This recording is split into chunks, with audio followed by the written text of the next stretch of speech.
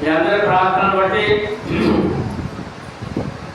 ఘనమైన సంఘ సేవ, సత్య దేవుని సత్య వాక్యం ద్వారా సత్య ఆరాధన, సత్య సంఘంలో సత్య ఆరాధన జరిగించుకుంటూ ఉన్నారు.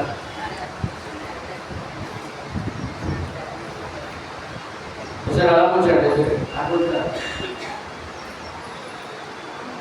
అలా కూర్చోండి సార్.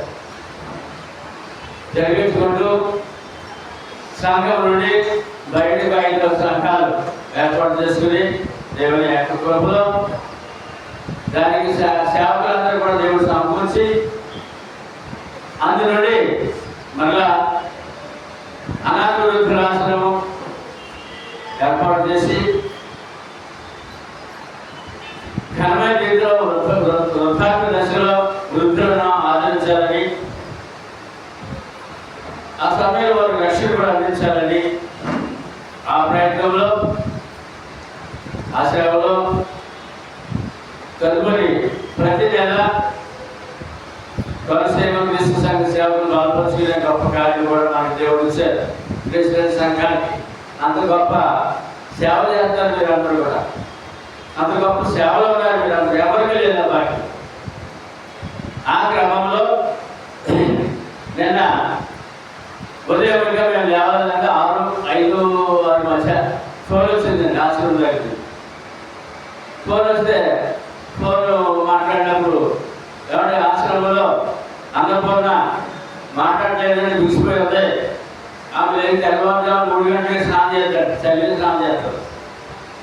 చాలా భక్తురాలు, అక్కడ అందులో అందరికంటే భక్తురాలు. మత్స్యాగ్రం వచ్చిందంటే మన సువార్త చెప్పి ఆవిడకి సత్యుడు నడిపించాం. అందరికీ భక్తురాలు, ఎప్పుడు ప్రార్థన చేసుకోవడం, దేవుని స్థుతించుకోవడం, కనపరుచుకోవడం. ఆరాధన మానలు ఎంత నేర్చుకున్నా మరి అక్కడ ఆశ్రమం బయట వస్తున్నా సంఘం ఉన్నాడు. మరి ప్రార్థన జీవితం అందరూ కూడా ప్రార్థన చేస్తారు.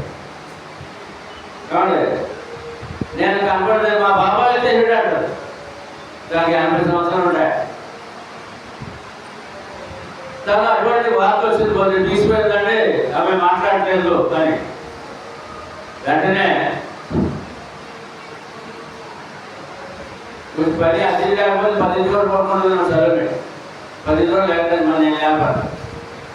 అటువంటిది ఆ వార్త వినగానే కట్టాలు వేసిపోయాను. కట్టాలు వేసిపోయి అప్పుడు బట్టలు మార్చేసుకోండి, నేను ఆశ్రమంలో వెళ్ళిపోవాలి అని. అప్పుడు తనకు సర్టిఫికేట్ నేర్పించానండి. ఏంటంటే తనకి అన్నపూర్ణకి శ్వాస సంబంధం ఇబ్బంది ఉందండి. పూర్వక శ్వాస ఆగిపోతుంది. అలాగే ఒకసారి జరిగితే చనిపోయిందని మనం ప్రకటించే దేవుడు వచ్చిన శరీరాల ద్వారా అది తన చేతికి ఇచ్చానండి. వెంటనే వెళ్ళిపోయింది. కానీ నాకు వార్త ఏంటంటే ఫోన్ 2 సార్లు ఫోన్ చేశారండి. ఆమె చనిపోయిందని చెప్పారండి. ఏం చెప్పారంటే చనిపోయిందని చెప్పారండి. కాబట్టి వెంటనే చనిపోతే దానికి పుట్టిన కార్యక్రమాలు అయిపోయి కదా, వెంటనే 5,000 జేబులు వేసుకుని నేను అడిగే డాక్టర్ ఫోన్ చేశాను. కాబట్టి మమ్మల్ని తీసుకెళ్ళాలి అర్జెంట్గా.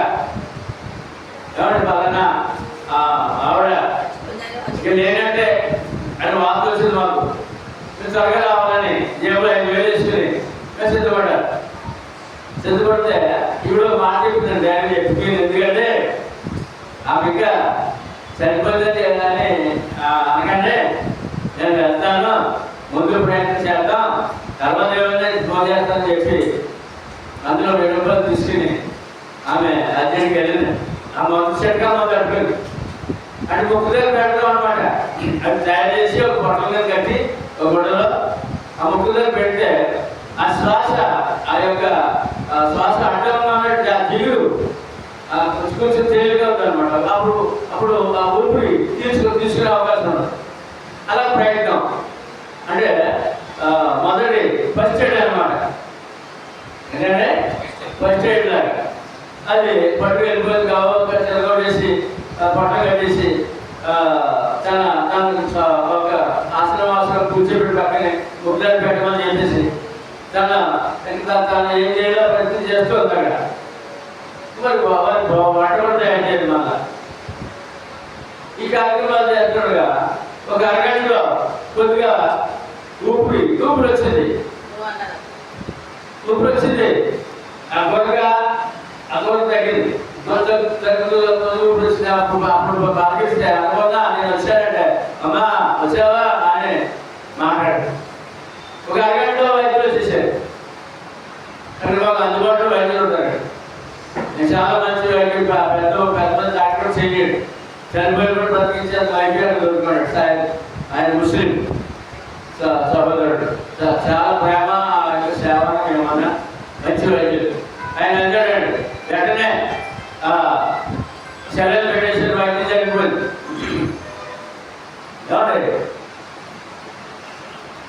నాకు అక్కడ ఫోను ఇవి వెళ్ళింది కదా, ఇవి వెళ్ళి ఇవిడేమో అలా వెళ్తే నేను ప్రార్థనలో ఉన్నాను. ఇంకా తర్వాత ప్రార్థన చేస్తున్నాను. మరి చూసిరావాలి గుమ్మంతే మరి ఇలా ఈ విధంగా వార్త వచ్చింది. ఇదిగో మరి డాక్టర్కి ఫోన్ చేసాం, నేను డాక్టర్ కూడా వెళ్ళింది. ఆంజనేయ గారికి ఫోన్ చేసి అక్కడికి వెళ్ళిపోమని చెప్పాం. ఈ విధంగా మా ప్రయత్నం మేము చేసాం. ఎలా మరణించమని నేను ప్రార్థనలో ఉన్నాను. ఇవి పంపించాలని ప్రార్థన ఉన్నాను. ఇవి అప్పుడే వెళ్ళిపోయింది. అరగంట పడుతుంది. మన అరగంట ప్రార్థనలో ఉన్నాను. నేను ప్రార్థనలో నేను ఆమె చెప్పి నేను బయటకు వచ్చి మా కూర్చునేటప్పటికి ఆవిడ ఫోన్ చేసి ఏమంటే అనుకోని చనిపోతుంది, బాగుంది, పలకరిస్తుంది, మీ కంగారు కూడా ఫోన్ చేసింది.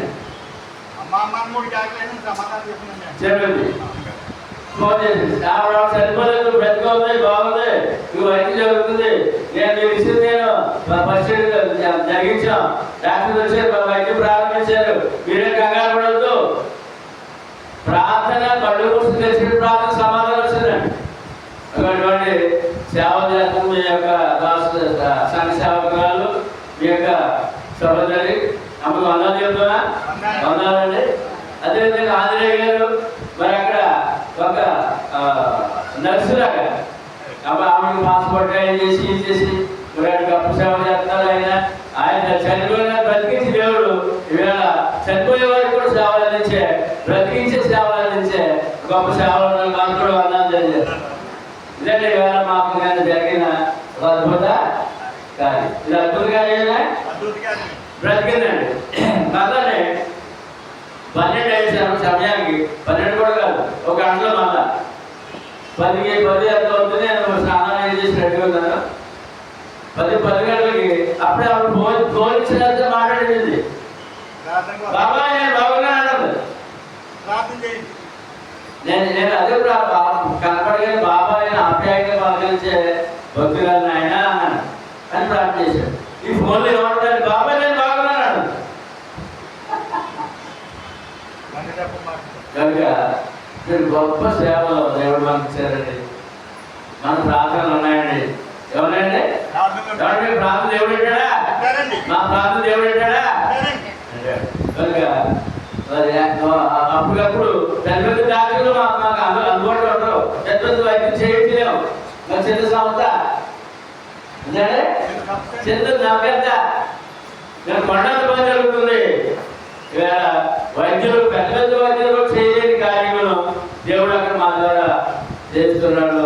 అందుకని దేవుడు స్తోత్రాలు చెల్లించినట్టు అతి గొప్ప సేవలో సమర్పించుకుని సేవలు అందిస్తున్న చదువు గారి ప్రశ్న వందలు తెలియజేస్తున్నాడు. ఓకే అప్పుడు క్యారేజ్ రెడీ పంపిస్తుంది. మనం గత వారము పరీక్షించబడిన యోబు గారు అని ధ్యానించాం. పరీక్షించబడిన యోబు పరీక్షలు ఎక్కువైపోయినాడు. యోబు తన విశ్వాసములు పరీక్ష వచ్చినాడు. యోబు గ్రంథము ఆయన ముందుగా దేవుడు ఎటువంటి స్థితిలో చూద్దాం. యోబు గ్రంథము 1వ అధ్యాయము 1 నుంచి 6 వచనాలు.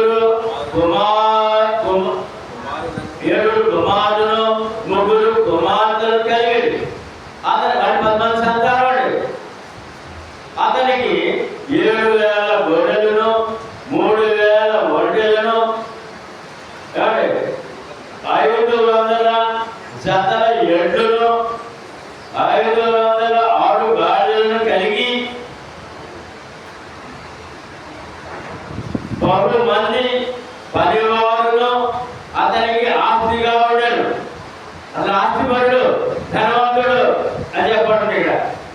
కనుక తూర్పు దిక్కు జనులలో అతడే గొప్పవాడుగా ఉండెను. చూడండి ఏ విధంగా దేవుడు ఆశీర్వదించాడు లోపల చూడండి. అతని కుమారులందరూ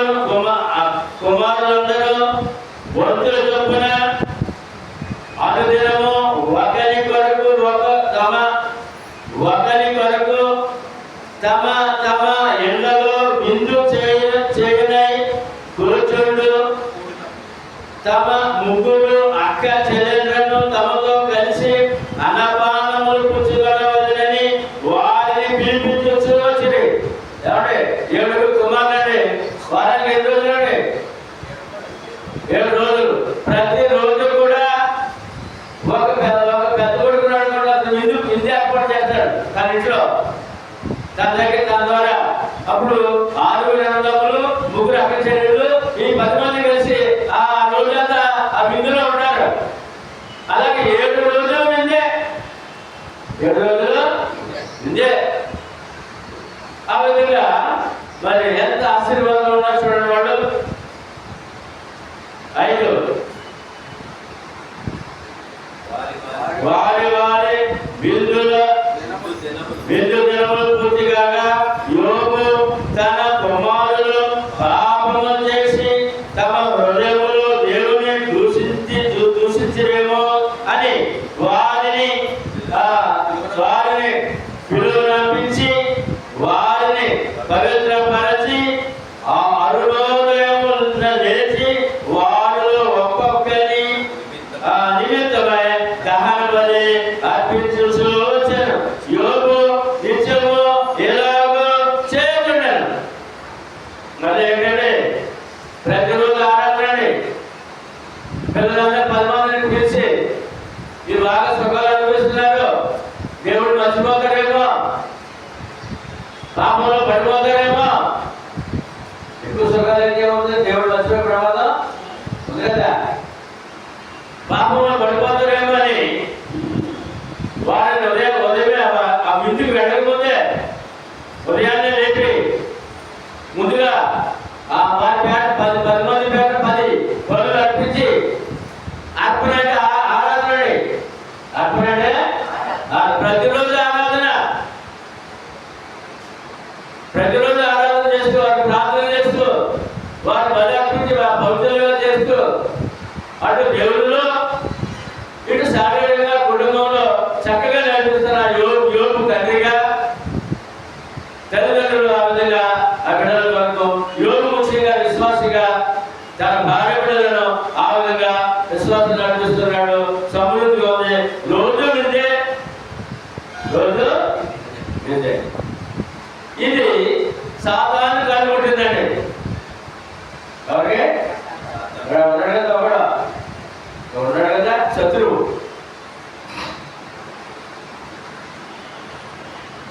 సాధారణ కనుగొట్టింది కనుక ఇప్పుడు లోకంలో ఎన్ని రకాల ప్రజలు ఉన్నారంటే రాజు పేద, ధనవంతుడు రాజు పేద, ధనవంతుడు పేద, ధనవంతుడు దరిద్రుడు, సామాన్యుడు అతి సామాన్యుడు, బడుగు బలహీన వర్గాలు, తుదకు అన్నీ కోల్పోయి అడుక్కునే వాడు కూడా ఉన్నాడు మా సమాజంలో. మరి ఈ ప్రతి మానవుడికి దేవుడు ఏమి ఉంచాడు దాని అంటే యోబు గ్రంథము 12:10 జీవరాశుల ప్రాణమును మనుషులందరి ఆత్మలను ఆయన వశమున్నది. ఇప్పుడుగా జీవరాశులు అని చెప్తానండి. కాబట్టి మనుషులకి 84,000 లక్షల జీవరాశులు ఉన్నాయి అంటారు. మనుషులందరి ఆత్మలు అంటాడు. ఇక్కడ ఇన్ని వేల కోట్ల జీవరాశుల్లో ఏ జీవరాశికి ఆత్మ లేదండి. ఏమిలేదండి? ఆత్మ లేదండి. మనుషులు అందరిలో ఆత్మ ఉంది అన్నాడండి. అందుకేనండి మనుషులు అందరూ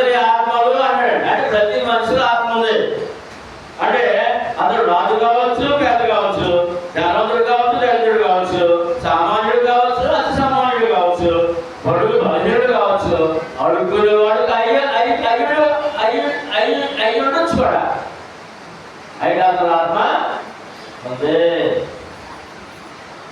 కనుక ఇప్పుడు ఈ బడుగు బలహీన సామాన్యులు అతి సామాన్య దేవుడు దేవుడు అంటున్నారు. మరి ధనవంతుడు దేవుడు అవసరం లేదా? చెప్పాలి, అవసరం. ఎందుకని? అతడికి ఆత్మ ఉంది, అతడికి కూడా ఆత్మ ఉంది. అంటే మరి ఇన్ని రకాల ప్రజలతో ఏం చేస్తారట? ఇన్ని రకాల ప్రజలు ఉన్నారు కదా, రాజులు పేద ధనవంతులు దరిద్రులు ఇష్టి చదివారు కదా, వారందరూ కూడా పాపులై ఉన్నారు. ఏమైనారంటే రోమముడు 23 ఏ భేదము లేదు, అందరూ పాపము చేసి దేవుడు అనుగ్రహించిన మహిమను పొందలేకపోతున్నారు. ఇప్పుడు ఎంతమంది పాపం ఉన్నాడే? రాజుల పాపం లేదా? నాయకుడు పాపం లేదా? పరిపాలకుడు పాపం లేదా? అధికారుల పాపం లేదా? సామాన్యుల పాపం లేదా? కనీసం అడుగులో కూడా పాపం లేదా? అందులోనే పాపం చేస్తున్నాడు అని ఉన్నాడు ఇక్కడ. అయితే మరి ధనవంతుడు కూడా ఏం చేస్తున్నాడు? పుణ్యం చేస్తాడా? ఎప్పుడమ్మా అందరూ పాపం చేస్తాడు కనుక ఈ ధనవంతుడు కూడా ఏం కావాలి? ఇప్పుడు పాప క్షమాపణ, ఆత్మరక్షణ కావాలి. అది అడుగుతున్న వాడికి కావాలి, ధనవంతుడికి కావాలి. పాప క్షమాపణ, ఆత్మరక్షణ. అంటే ఇప్పుడు ధనవంతుడు దేవుడితో సంబంధం కావాలంట. కనుక ఆ యొక్క క్రమంలో యోగుగా ధనవంతుడు అని దేవుడిని వదిలేదండి. ధనాన్ని దేవుడిగా నమ్మలేదండి. దేవుడిని పరిపూర్ణంగా నమ్మాడండి. దేవుడిని పరిపూర్ణంగా నమ్మాడండి. కాబట్టి ఒకటి మనం చూసాం, ధనవంతుడు ఉన్నాడు, ఆయన దేవుడి మీద భయభక్తులు కలిగి ఉన్నాడు. ధనవంతుడు ఉన్నాడు, దేవుడి మీద ఒకటి. తర్వాత ఆదికాండం 13:3 అబ్రహాము ధనవంతుడై ఉన్నాడు. అబ్రహాము ధనవంతుడై ఉన్నాడు, బహుధనవంతుడు.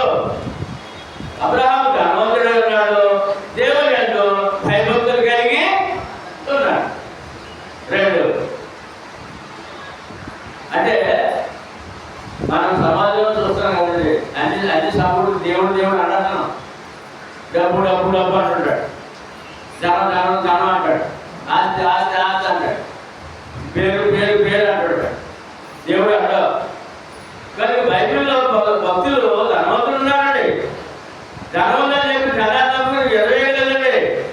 వారు దేవుని యందు భయభక్తులు కలిగి ఉన్నారు. హెబ్రీ రాసిన పత్రిక మొదటి రాజులు 3:5 చూసినట్టు సొలొమోను ప్రపంచంలో అందరికంటే ధనవంతుడండి. సొలొమోను రాజు కూడా ప్రపంచంలో అందరికంటే ధనవంతుడండి. అలాగే 20 లేదండి, ఆయన కూడా దేవుని యందు భయభక్తులు కలిగి ఉన్నాడు. నేను బైబిల్లో భక్తులు చూస్తున్నాను మీకు. తర్వాత హెబ్రీ రాసిన పత్రిక 11:25-27 చూసినట్లయితే మోషే ఐగుప్తు ధర్మాంతటి మీద అధికారండి. మోషే రాజ కుమారుడండి, రాజనివాసంలో పెరిగాడండి. కొద్ది దినాలు రాజు కూడా అవుతాడండి. మోషే ఐగుప్తు ధర్మాంతటి మీద అధికారండి. అయినా ఈ ధనాన్ని పాపభోగం అనిపించే కంటే ఈ ధనంతో దేవుని సేవ చేసుకోవడం మేలని చెప్పి ధనాన్ని రాజరికాన్ని విడిచిపెట్టి దేవుని సేవ వచ్చాడండి. దేవుని భయభక్తులు కలిగి ఉన్నాడండి. ప్రపంచమంతా మోసే పేరు ఉన్నాడు. ప్రపంచమంతా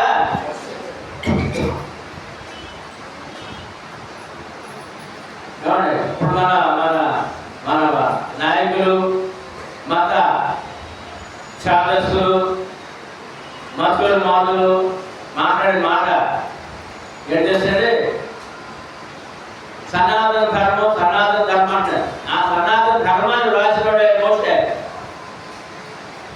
సనాతన ధర్మాన్ని రాసినోడు పోతే రాయించినోడు దేవుడు అంత గొప్పవాడు, అంత గొప్పవాడు. అయినా ఆయన దేవుడికి అంకితమయ్యాడు. తర్వాత ఇంకొక భక్తుడు చూస్తున్న యేసుప్రభు కాలంలో ఒక ధనవంతుడు వచ్చి యేసుప్రభుని నిత్యజీవం అనుకోరాడండి. పరలోకం కావాలని కోరినప్పుడు ఆయన ఏమన్నాడంటే, నీవు ఈ ఆస్తి అమ్మి పేదలకు ఇచ్చి నువ్వు నన్ను వెంబడించు, నీ పరలోకం చూడ దొరుకుతుందని చెప్పారు. అతడు మిగిలిన ఆస్తి గలవాడు కనుక దుఃఖపడుచు వెనక్కి వెళ్ళిపోయాడు. వెనకే అంటే ధనవంతుడే దేవుడి దగ్గరికి వచ్చాడు.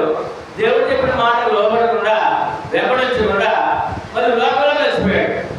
ధనమే దేవుడుగా వెనక్కి వెళ్ళిపోయాడు. 24వ వచనంలో ఆయన తమ ఆస్తి అని నమ్మిక ఇచ్చేవాడు దేవుడి రాజ్యంలో ప్రవేశపడని చెప్పాడు. తన ఆస్తి అని నమ్మిక ఇచ్చేవాడు, ఆస్తిని దేవుడుగా ధనాన్ని దేవుడిగా నమ్మేవాడు దైవ సంబంధం ఉండదు అతనికి. దైవ సంబంధం ఉండదు అతనికి అని చెప్పి యేసు ప్రభువు చెప్పడం జరిగింది. ఇంకో వాక్యంలో మత్తయి సువార్త 10:24లో ఆయన అంటాడండి, ధనవంతుడు పరలోక రాజ్యంలో ప్రవేశించడం కంటే ఒంటె సూది బెజ్జంలో ఒంటె దూరుడు సులభము అని చెప్పారండి. ధనవంతుడు పరలోక రాజ్యంలో ప్రవేశించలేడు, ధనాన్ని దేవుడిగా నమ్మిన వాడు. అటువంటి లోకంలో గోపాలను ఉన్నారండి, అందువల్లే వాటిలో ఉన్నారండి. లోకాసు సువార్త యేసు ప్రభు కాలంలో 12:19లో సుంకపు దారుడును ధనవంతుడునైన జక్కయ్య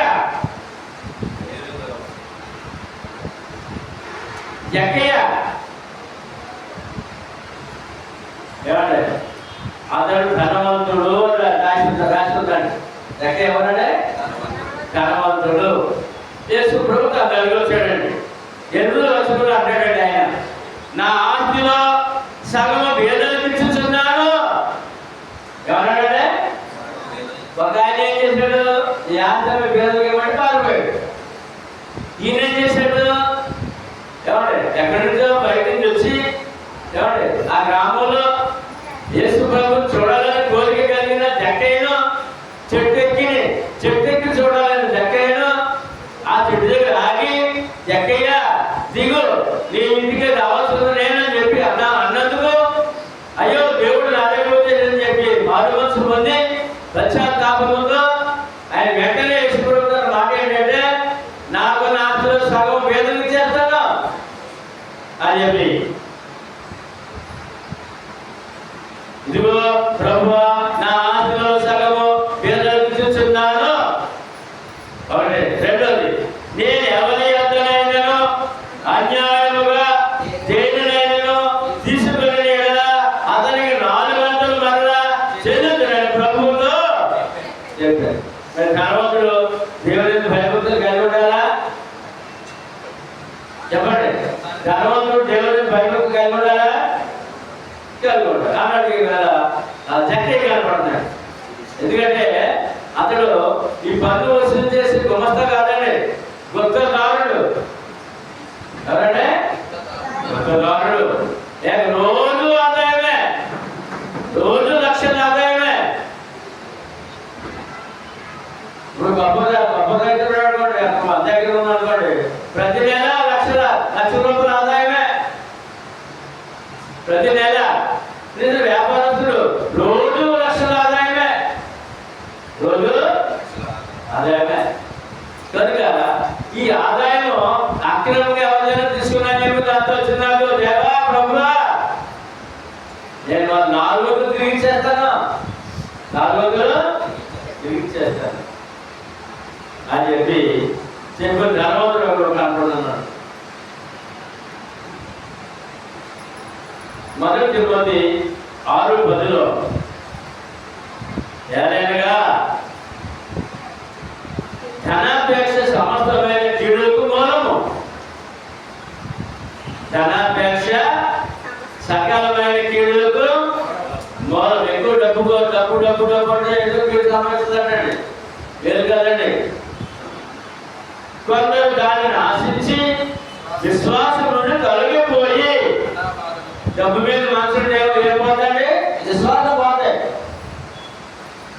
విశ్వాసం తొలగిపోయి ప్రమాదం ఉందండి. ఎప్పుడు డబ్బు అంటే నానా బాధలతో తమను తామే పుడుచుకునేది బైబిల్లో భక్తుల్లో.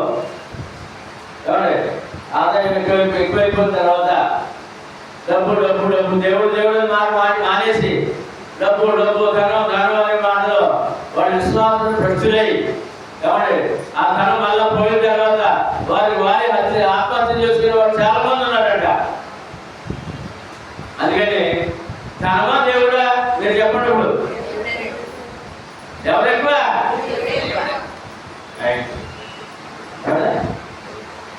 మొదటి తిమోతి మొదటి పత్రిక 6:17 ఒక హెచ్చరిక వచ్చిందండి క్రైస్తవులకు కూడా. ఇహమందు ధనవంతులైన వారు అంటే ఇప్పుడు బతుగా దరిద్రులు పేదవాడు అనుకునేవాడు ఉండమనే దేవుని ఆలోచన కాదు. అన్ని సమృద్ధిగా ఉండాలి, అన్ని బాగోవాలి, ధనవంతులుగా కూడా ఉండాలి.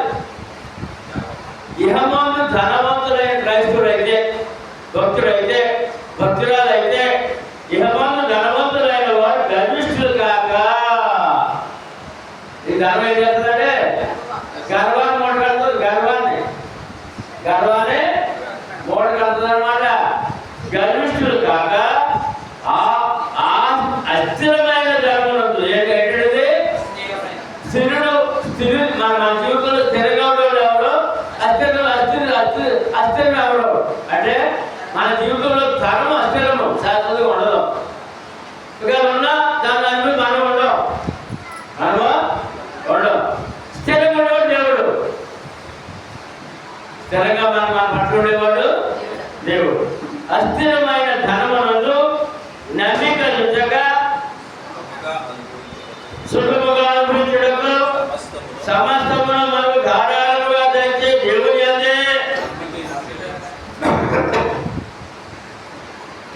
దేవుని అందే నమ్మిక ఉంచము. ఇప్పుడు చెప్పండి, ధర్మ ఎంత నమ్మిక దేవుడి ఎంత? క్రైస్తవుడుగా దేవుని ప్రియ భక్తులుగా ఎవరి మీద నమ్మకంచాలి? ధనం మీద దేవుడి మీద? దేవుడి మీద నమ్మిక ఇచ్చాడని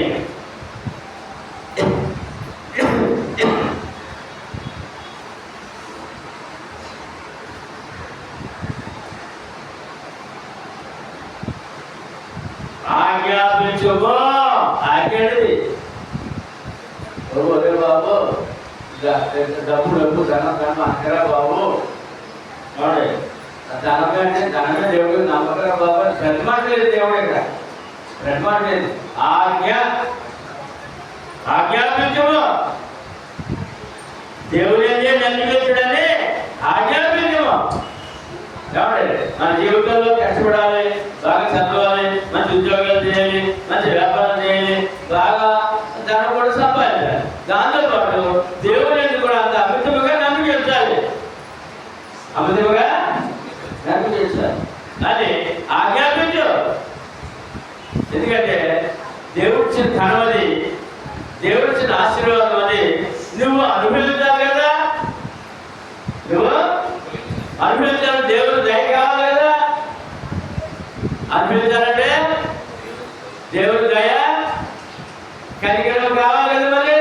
అందుకని దేవుడి అందులో నమ్మిక ఇచ్చాడని ఆజ్ఞాపించు.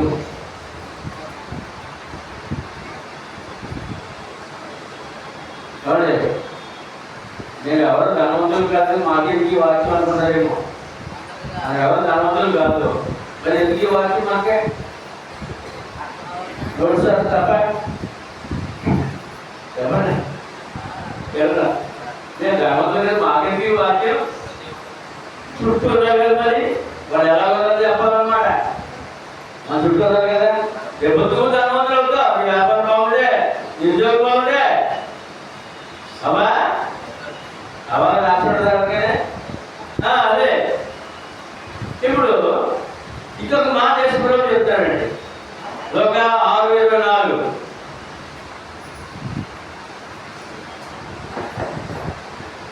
అయ్యో ధనవంతులారా మీరు కోరిన ఆదరణ మీరు పొంది ఉన్నారు. ఏంటంటే దీనికి అర్థం కోరుకున్నారట డబ్బు కావాలి డబ్బు కావాలి డబ్బు డబ్బు డబ్బు కోరుకున్నారండి చెప్పాడంట. ఏంటంటే యశ్వరం అన్నారు మన కోరికలు ఎవరు తెచ్చారండి యశ్వరమే కదా. మన కోరికలు ఎవరు తీర్చాలి యశ్వరం ఎవరు దేవుడా మానవుడా దేవుడేనా చెప్పండి సృష్టికర్తేనా మన రక్షకుడేనా మన కోరికలు ఎవరు తెచ్చాలి తీర్చాలి కదా.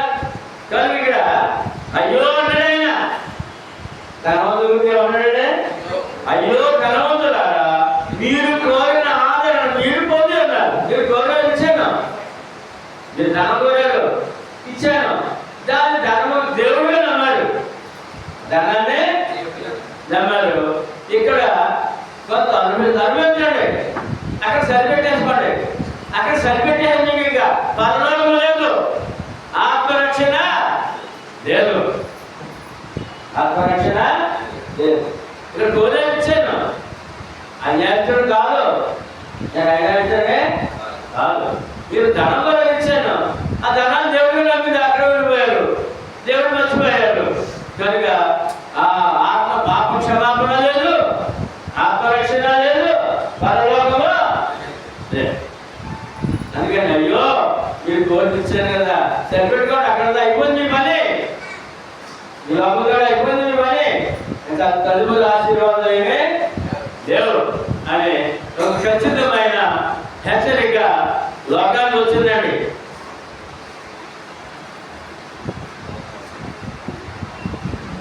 ఏమండి కనుక ఈ భాగాన్ని బట్టి లోకంలో అన్ని రకాల ప్రజలు ఉన్నారండి. ధనవంతులు ఉన్నారు పరిపాలకులు రాజులు ఉన్నారండి మన అధికారులు ఉన్నారండి. వీళ్ళందరూ కూడా ధనాన్ని బట్టే వారి కార్యాలు చేస్తారు తప్ప దేవుడిని మర్చిపోయి తిరుగుతాడండి లోపంతా. ఎవరంటే దేవుడే ప్రభువుని మర్చిపోయి విడిచిపెట్టి ఏం చేసి విడిచిపెట్టి జనం కదా పదవులు కదా ఏదో ఉన్నాయి కదా దేవుడితో పని లేదు. కనుక దేవుడి విషయాన్ని అనుభవించాలండి. మనం కొంత ధనవంతులుగా కొంత తృప్తిగా ఉండాలండి. అలాగే చెప్పి తనమే దేవుడు కాదండి దేవుడు ఉన్నాడండి. ఆ నీకు ప్రాణం పెట్టిన ఆయనండి రక్షకుడు అండి. ఆ రక్షకుడు నీకు కావాలండి ఆయన ఇచ్చే రక్షణ కూడా నీకు కావాలండి ఆయన ఇచ్చే రక్షణ కూడా నీకు కావాలండి అనే విషయాన్ని మనము ఇక్కడ యోగుని బట్టి చూస్తున్నాం. యోగుని బట్టి మనం చదువుకుంటున్నాం. అయితే ఇంత సుఖముగా ఇంత భక్తిగా ఉన్న సమయంలో అన్ని సమృద్ధిగా అభివృద్ధి సమయంలో 10 మంది సంతానముతో ఆనందమైన సమయంలో యోగు శోధించబడడానికి సాతాను ప్రవేశము అయితే సుఖమైన జీవితంలో ఉన్నాడు యోగు. 10 మంది అంత మంచి ఎవరు పిల్లలు వాడికి ఎవరు పెళ్ళిళ్ళు అవ్వలేదు. 10 మంది పిల్లలకి ఎవరు పెళ్ళిళ్ళు అవ్వలేదండి. ఎంతో హ్యాపీగా ఉన్నారండి. ప్రతిరోజు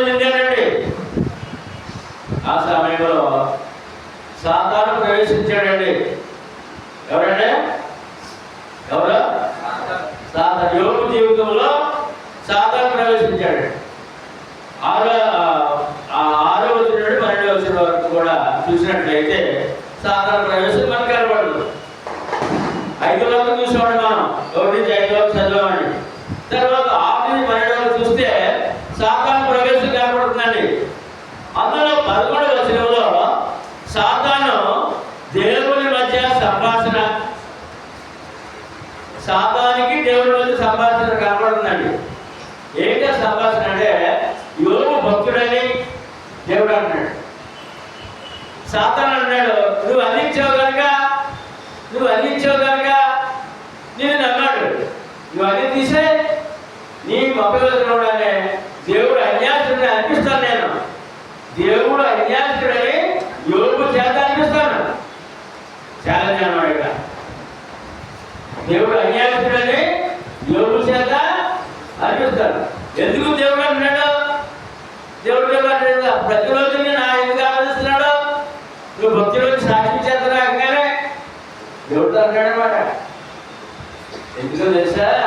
నువ్వు అన్ని ఇచ్చావు, సకల సమృద్ధి ఇచ్చావు, సంతానం ఇచ్చావు, సకల సుఖాలు ఇచ్చావు, సకల సంపద ఇచ్చేసావు. మరి దేవుడు అన్నాడు, ఇవన్నీ తీసేయి. నీ మొక్కము ఎదురు కూడా దేవుడు అన్యాయం దేవుడు అనిపిస్తాను నేను అని ఒక ఛాలెంజ్ 11వ వచనంలో నాకు కనపడుతుంది. అంటే సాధారణ యోగ జీవితంలో ప్రవేశం.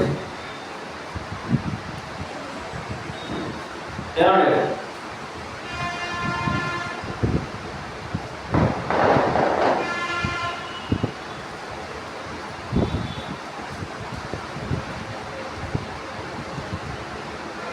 అతను ప్రవేశించిన తర్వాత సాధారణ ఒకటి మొదలుగా ఏం జరిగింది?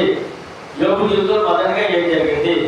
ఎద్దులను, గాడిదలను, మందలను, శబాయిలు అను బందిపోడు దొంగలు యోగు పశువుల కాపలను చంపి మందలను ఎత్తుకుని పోయేది. 13 నుంచి 15 వరకు.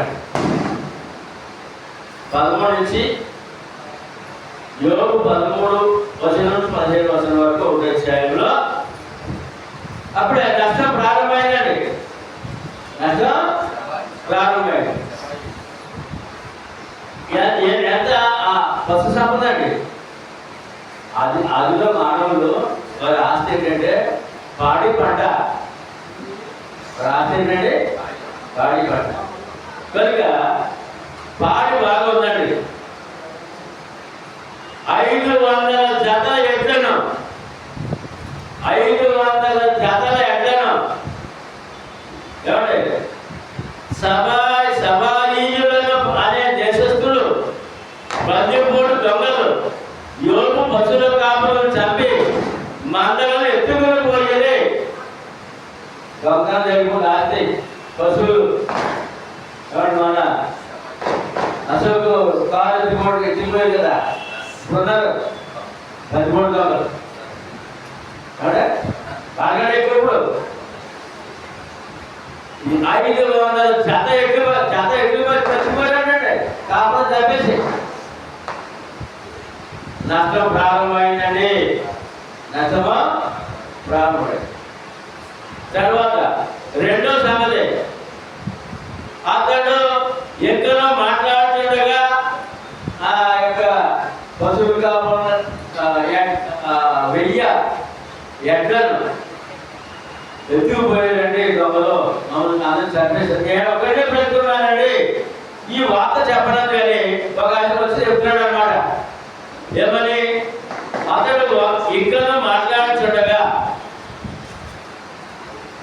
మరి ఒకడు వచ్చి ఈ విషయం చెప్తాడండి.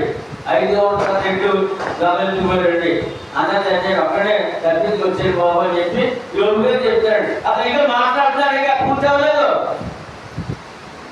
అతను ఎక్కడో మాట్లాడుతుండగా మరి అక్కడ వచ్చి ఆకాశం నుండి అగ్ని కురిసి గొర్రె మందలను కాపర్లను తగులబెట్టి కాల్చి వేసిందని చెప్పాడండి.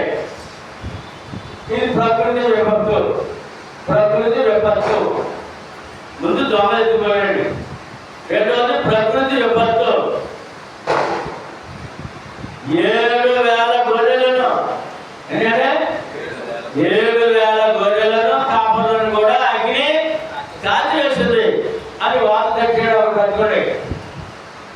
మూడో సంగతి, అతడు ఎక్కడో మాట్లాడుతుండగా నేను వెంటనే మళ్ళా ఆ కార్యాలు గ్యాప్ లేకుండా కష్టం మీద కష్టం, కష్టం మీద కష్టం, ఒక బాధ మీద బాధ, ప్రమాదం మీద ప్రమాదం, రోగం మీద రోగం అని మాట. మూడో సంగతి, అతడు ఇక్కడ మాట్లాడుతుండగా కల్దీయులను బందిపోటు దొంగలు 3 సమూహములుగా వచ్చి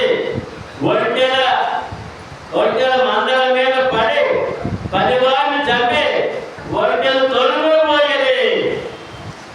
ఒంటెలను అక్కడ కూడా ఆ పశువులు కాపలు చంపేశారటండి. 3000 ఒంటెలు ఒంటి చాలా కలిగినప్పుడు ఎంత కలిగిందంటే 8 లక్షలు చెప్పలే. 3000 ఒంటెలను తొలగి వెళ్ళిపోయాడు దొంగలు. ఇది 3వ సంఘటన. ఇది దొంగల వల్ల జరిగింది. ముందు దొంగల వల్లనే, తర్వాత ఏమో ప్రకృతి విపత్తు. 4వది, అతడు మాట్లాడుతుండగా వేరొకడు వచ్చి నీ కుమార్తెలను తమ అన్న ఇంత భోజనము చేస్తుండగా గొప్ప సుడిగాలి అరణ్య మార్గముగా వచ్చి ఆ ఇంటి 4 మూలలను పట్టగా అది యవనుల మీద పడి నందున వారు చనిపోయేదే. 18 మందులు వచ్చినాడు. ఒకేసారి ఇది కూడా ప్రకృతి విపత్తు.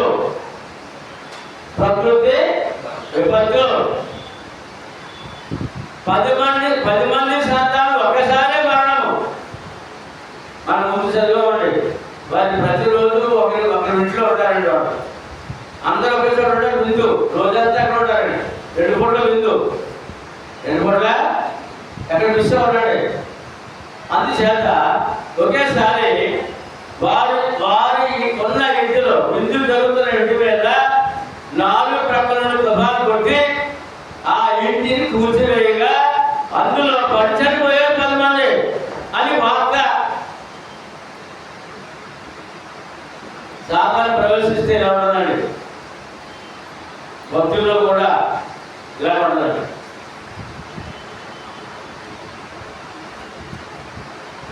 అయినా మరి ఆయన చూద్దాం. యోబు 20:22 అండి. 20:22. అప్పుడు యోబు లేచి తన పై వస్త్రమును చింపుకొని చాలా వెంట్రుకలు గొరిగించుకొని నేల మీద సాష్టాంగపడి నమస్కారం చేసి ఇట్లగాను. ఏం చేశాడంటే ఎవరికి నమస్కారం చేస్తాడు? దేవుడికి. దేవుడు ఎలా చేసేవాడు? నువ్వు చాలా మంచివాడు, చాలా చెడ్డవాడు, నా 10 మంది పిల్లలు చెప్పేస్తావా? ఇలా కుదరట్లేదు. ఏం చేస్తాడు చూద్దాం. నమస్కారం చేస్తాను. నేను తల్లి గర్భములో నుండి దిగబడే వచ్చిందని ఏమన్నాడు దేవుడిని? తను నాకు చెప్పుకున్నాడు. నేను తల్లి గర్భములో నుండి దిగబడినై వచ్చిందని. తల్లి గర్భంలో గొర్రెలు మేకలు మేడ పడుకోతాం మనం. చదవతారా? ఏమడదు చేతులు. నేను తల్లి గర్భంలో నుండి దిగబడిన వచ్చిందని, దిగబడిన అక్కడికి తిరిగి వెళ్ళాను. నా మరణం కూడా నేను వెళ్ళేటప్పుడు కూడా ఏమడదు, వచ్చేటప్పుడు ఏం కాలేదు, వెళ్ళేటప్పుడు కూడా ఏమి పట్టుకెళ్ళాం.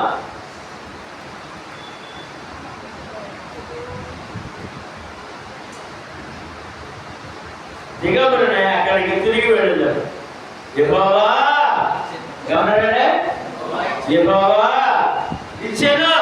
ఎవరు ఇచ్చారు? ఆశంతా ఏమండి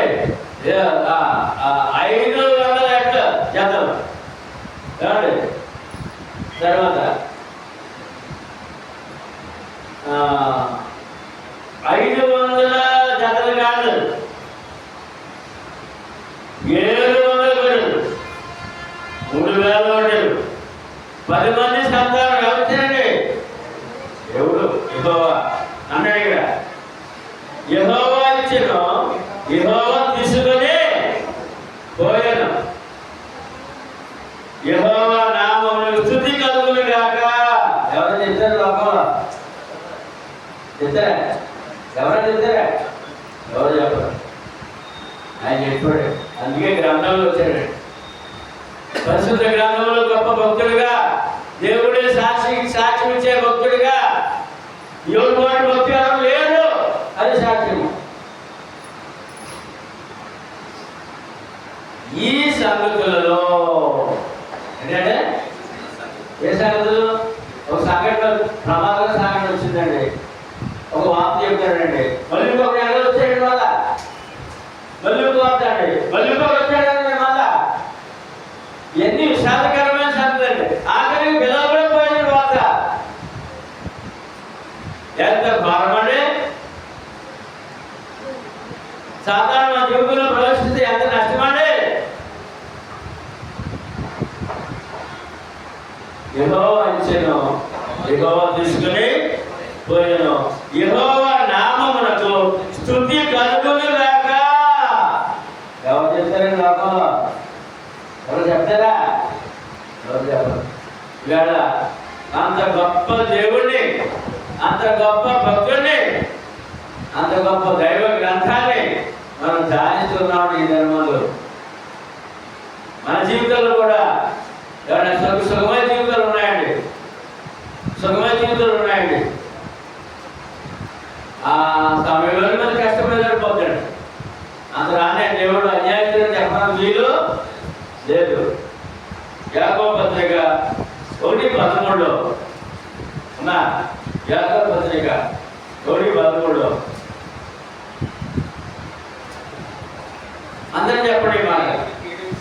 ఈ సంగతులలో చెప్పండి అందరూ. ఈ సంగతులలో ఏ విషయమందులో యోబు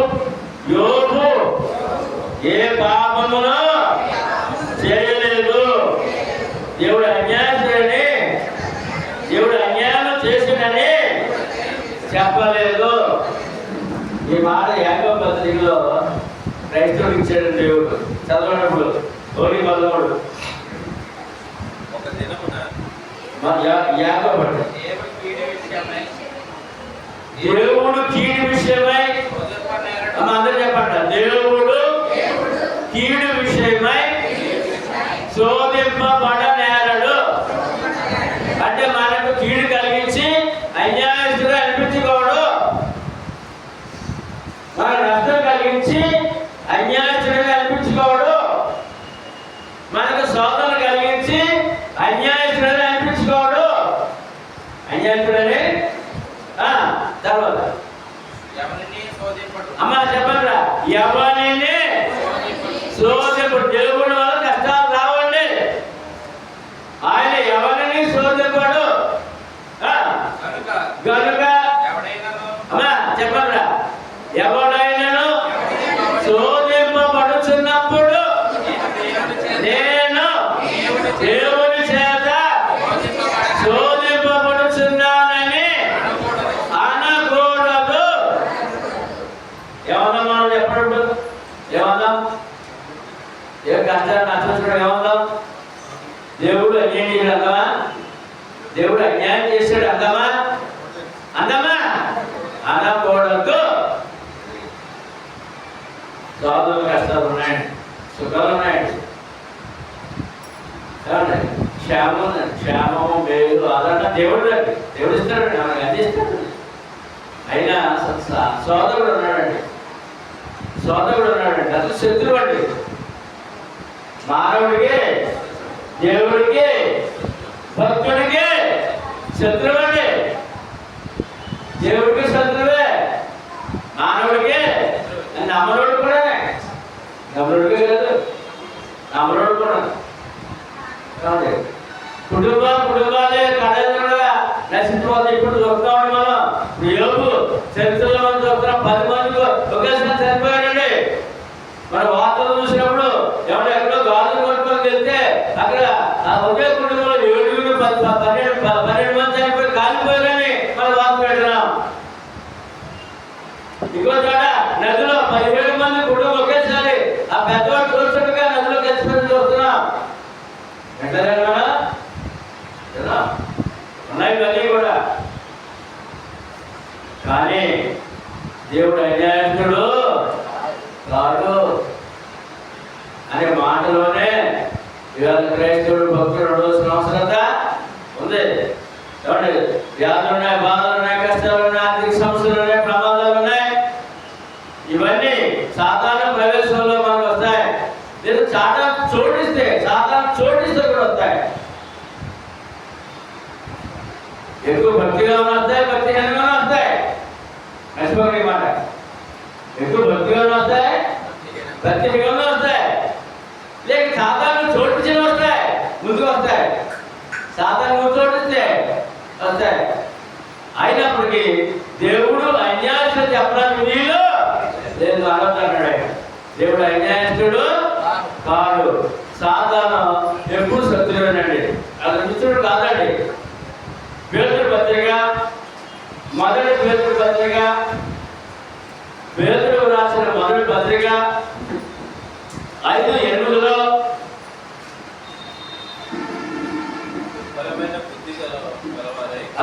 మరి దేవుడు అన్యాయం చేయడు కదా, అన్యాయస్తుడు కాదు కదా, అటువంటి బుద్ధి కలిగి ఉండాలంట. విశ్వాసం ఉండాలంటే దేవుడి మీద ఎప్పుడు ఒకటే బుద్ధి, ఒకటే మనసు, నిబ్బరమైన బుద్ధి గలవారై, నిబ్బరమైన బుద్ధి గలవారే నిలకడగా మెలకువగా. అంటే అంటే భక్తిహీనంగా కాదు, భక్తిహీనంగా నిద్రపోవడం అంట. భక్తిగా మెలుగుగా అంట. మెలుగు గలవారై మీ విరోధైన అపవాది గర్జించు సింహము వలె ఎవరిని మృంగుతున్నాని వెతుకుతూ తిరుగుతున్నాడు. అతను డ్యూటీలో ఉన్నాడండి. సాతాను గాడు డ్యూటీ ఏంటది? వెతుకుతూ తిరుగుతున్నాడు. దేవుడు అడుగుతాడండి. దేవుడి సభలో, దేవతల సభలో పరలోకంలో దేవతల సభలో ఇద్దరు కూడా వెళ్ళాడంట. ఏయ్ సాతాను, ఎక్కడికి వెళ్ళావు అని అడిగాడు దేవుడు. నేను భూలోకంలో అటు ఇటు తిరుగుతూ, భూలోకంలో అటు ఇటు తిరుగుతూ వచ్చాను అన్నాడు. యోబు తెలుసా అని అడిగాడు. యోబు నీకు తెలుసా అడిగాడు. అసలు దేవుని మాట పెట్టి అన్నాడు. అంటే అమ్మా అయ్యా, సైతాన్లో ఒక దగ్గర ఫైలు, నా ఫైలు సైతాన్ దగ్గర ఒకటి ఉందండి, దేవుని దగ్గర ఫైల్ ఉన్నాడు. అంటే ఆసుపత్రికి వెళ్ళినప్పుడు ఆసుపత్రిలో ఫైల్ ఉంటుంది, పేషెంట్గా ఫైలు. ఇప్పుడు మన బయోడేటా అంతా కూడా సాధన దగ్గర ఉందండి, దేవుని దగ్గర ఉందండి.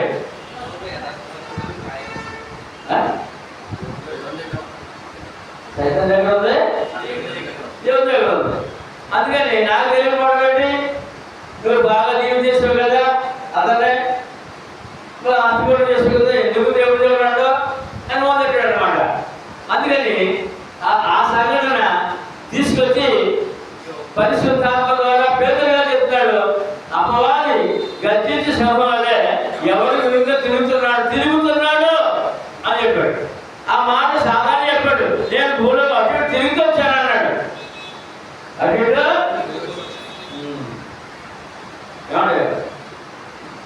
నువ్వేం చేస్తావు అని తెలుసా అనమాట. తెలుసా తెలుసు.